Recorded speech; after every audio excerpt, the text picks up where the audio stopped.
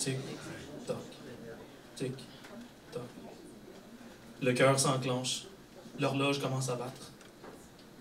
Les paupières de métal s'ouvrent sur un laboratoire à vapeur. Ophélia prend conscience du monde qui l'entoure.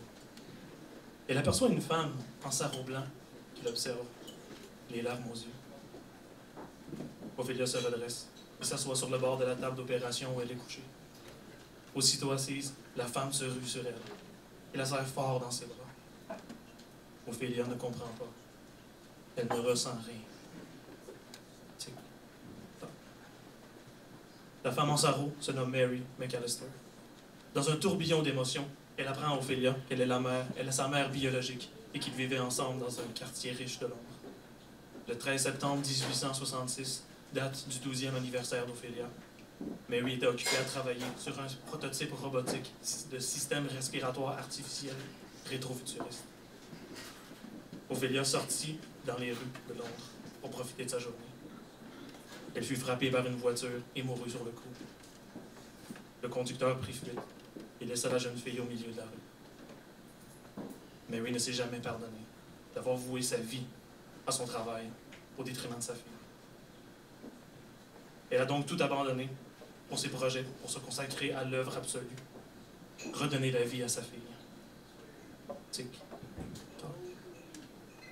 Mary amène sa fille mécanique dans son ancienne chambre. Tout est intact. Sa collection de poupées sur le matelas, au drap rose, la tapisserie blanche et les rideaux victoriens usés par le temps. Ophélia reste debout. Elle regarde la pièce. Elle ne comprend pas. Elle ne ressent rien. Mary s'en aperçoit. Son sourire disparaît. Tic, toc. Le mécanisme du cœur d'Ophélia ne cesse de marquer le temps. L'engrenage est vie, et le son de l'horloge, le métronome de son existence. Tic, toc. Les années s'écoulent dans un sablier de déception. Mary a réussi à donner sa vie au corps de sa fille. Mais son âme, sa personnalité, n'y est plus. Ophélia reste muette, vide. Elle ne comprend pas. Elle ne ressent rien. La souffrance de Mary est chaque jour plus grande. Malgré tout, ses efforts ne diminuent pas. Le sacrifice d'une mère, la détermination d'une femme, il n'y a rien au monde de plus grand, de plus fort, de plus résistant. Ophélia sort souvent dehors lorsque la pluie tombe. Les sons des gouttes sur le métal de sa peau lui font oublier les tics de son cœur. Mais à chaque sortie, l'eau s'infiltre. Son corps rouille. Le 23 octobre 1881, Mary sort de son laboratoire pour acheter des pièces de rechange pour le cœur de sa fille. Il pleuvait très fort ce jour-là. En traversant la rue, tourmentée par ses pensées, elle se fit frapper par une voiture.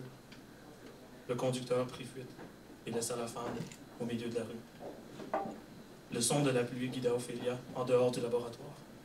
Elle aperçut sa mère agonisant au milieu de la rue. Elle se dirige vers elle et la regarde. Ophélia ne comprend pas. Elle ne ressent rien. La jeune automate reste debout sous la pluie. La rouille se généralise. Son cœur s'estompe. Les battements s'arrêtent. Le temps qui se fixe nous rattrape. Les moments de douceur sont douloureux. La pluie assèche nos souvenirs et nos deuils sont toujours vivants.